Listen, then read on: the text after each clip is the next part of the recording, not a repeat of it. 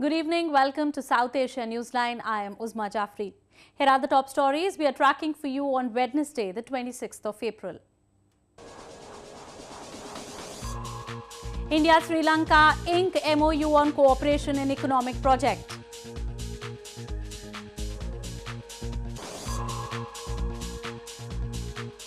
Afghan analysts say Taliban using intelligence to target government.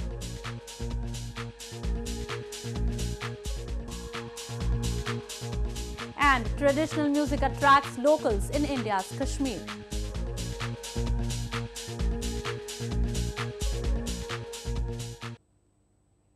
And now for all the details. Sri Lanka Prime Minister Ranil Wickremesinghe on Wednesday met his Indian counterpart Narendra Modi and held bilateral talks to deepen ties between the two nations. Wickremesinghe is on a 5-day visit to India.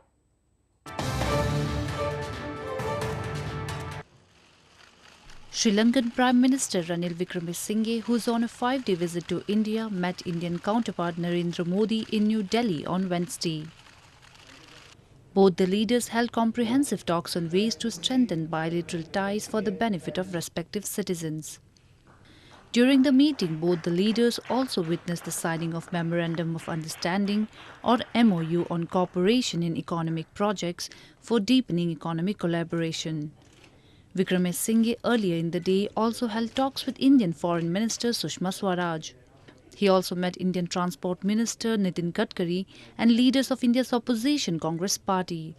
The Sri Lankan Prime Minister, who is accompanied by his cabinet ministers, landed in New Delhi on Tuesday night.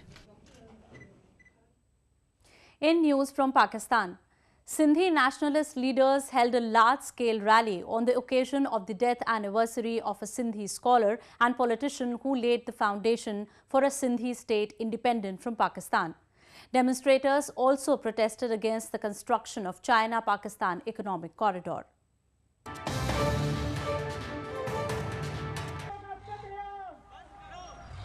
Prominent Sindhi nationalist organisation Jai Sindh Mutahida Mahaz or JSMM held a political gathering on the occasion of 22nd death anniversary of Saeed GM Saeed.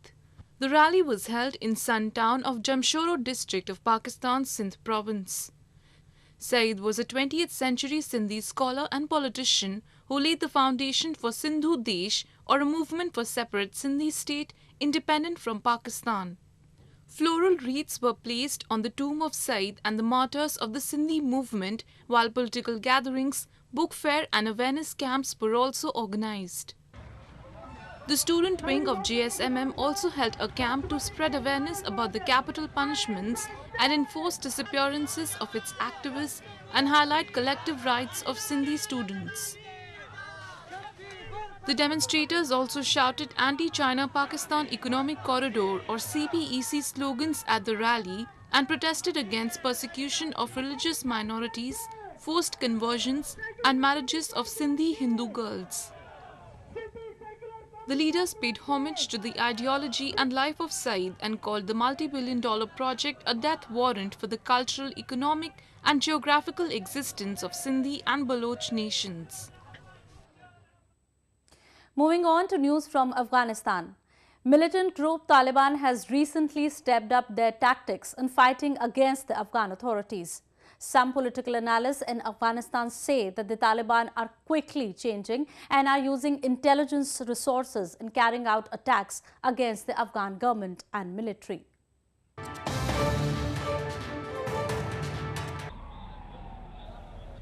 On April 21st, what is termed as one of the deadliest attacks on Afghan army, 10 Taliban militants disguised in army uniforms snuck into an army base camp in northern Balkh province, shooting scores of unarmed soldiers and officers.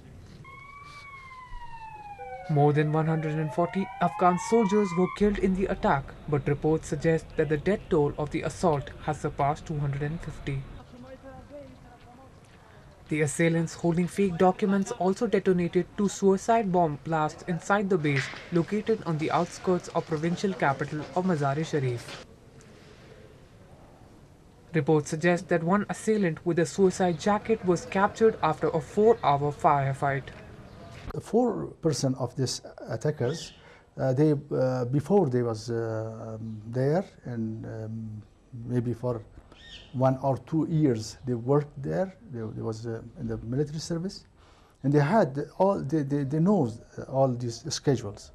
And they arrived there, and after they show their documents to first checkpoint, and the second checkpoint was the same thing, and the last checkpoints. They should submit their documents, and they gave their weapons there, and after they can go further. But in this time, they started their attacks. If you see it from the Taliban side, they are rapidly working on their tactics. They are changing their tactics. In some incident, it is very hard to identify that whether this tactic is what tactic they use. Some tactics are very new that cannot be analyzed by the Afghan military. This is from Taliban side. They have good intelligence information. They have good technical resources. Since the beginning of 2015, when the Afghan security forces assumed full responsibility of security from the United States and NATO troops, the Taliban insurgency has been on a rampage. In news from Nepal, Nepal is all prepped up to hold its local level polls on May 14. Nepali Congress, Nepal's largest party in the parliament, on Tuesday unveiled its election manifesto focusing on the economic prosperity. It is the first party to release the manifesto.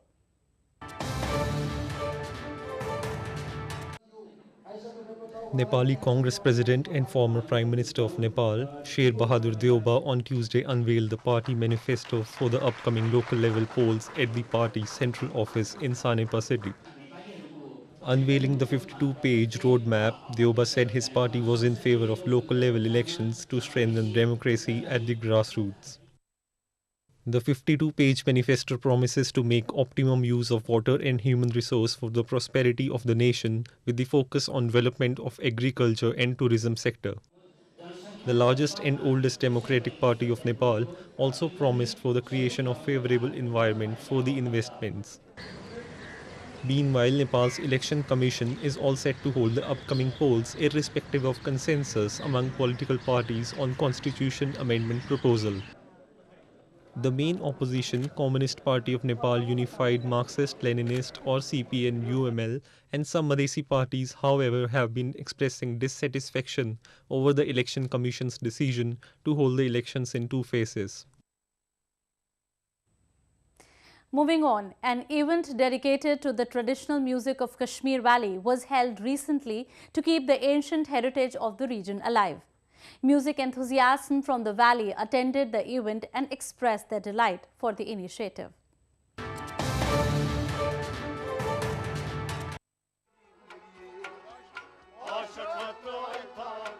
The history and tradition of music and dance in Kashmir Valley dates back to centuries.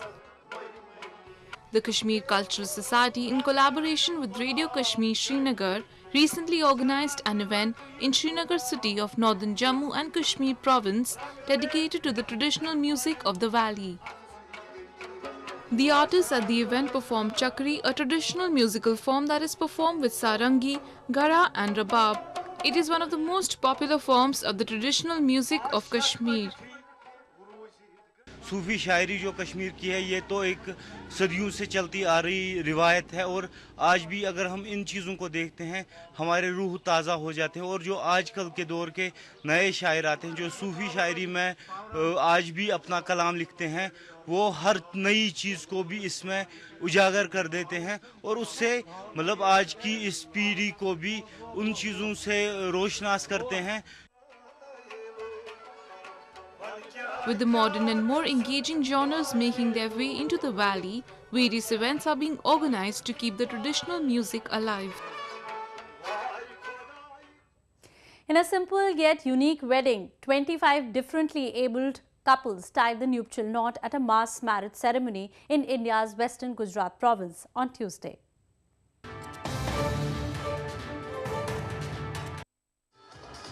Guests turned up in huge numbers to bless the beaming differently abled couples who dressed up in traditional attire and exchanged vows in India's western Vadodara city. A grand procession was also taken out in the city in which people were seen dancing to drum beats. The ceremony was organized by a local politician and city residents to help people from weaker economic backgrounds marry the partner of their choice and lead a better life. और सभी धर्म के हिंदू है, मुसलमान है, सिख है और ईसाई सभी यहाँ के लोग कम से कम 25 से 30 हज़ार लोग बारात में जुड़े। लगता है कि ऐसी शादी और लोगों के साथ में लोगों ने बनाई हुई, लोगों ने करी हुई है। किसी ने स्टव की पिन दी है, किसी ने सुई दौरा दिया है, किसी ने सोने की चीज़ दी है। हम सभी लोगों का शुक्रियागुजार है, सभी लोगों को वंदन करते हैं। Group marriages are becoming popular, especially among the financially disadvantaged sections of the Indian society, as they reduce worries of monetary implications among parents. Conventionally, the family of a bride in India is expected to bear the expenses of a wedding. Hundreds of people gathered at India's famed Taj Mahal in northern Agra city on Tuesday to mark the 362nd death anniversary of Mughal Emperor Shah Jahan.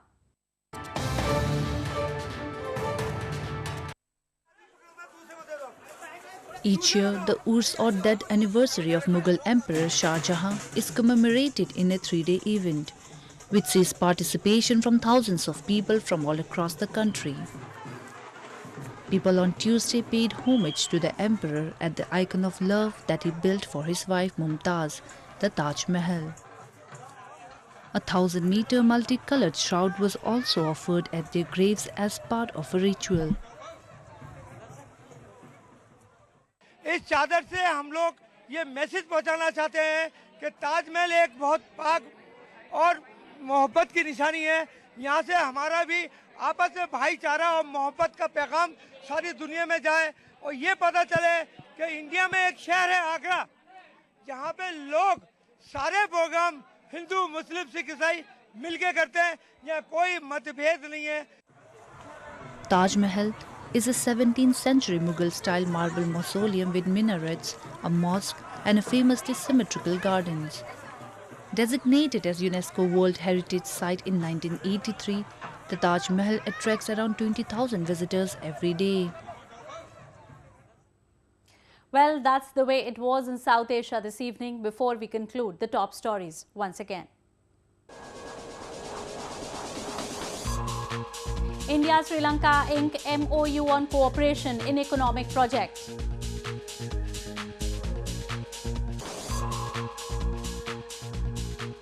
Afghan analysts say Taliban using intelligence to target government.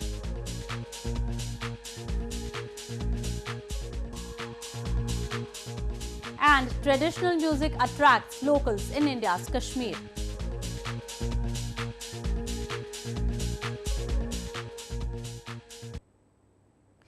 Now our viewers can watch the show on SouthAsiaNewsline.com. You can also visit us on Facebook.com/SAsiaNewsline and follow us on Twitter @SAsiaNewsline. That's all in tonight's edition. We will see you same time tomorrow. Good night.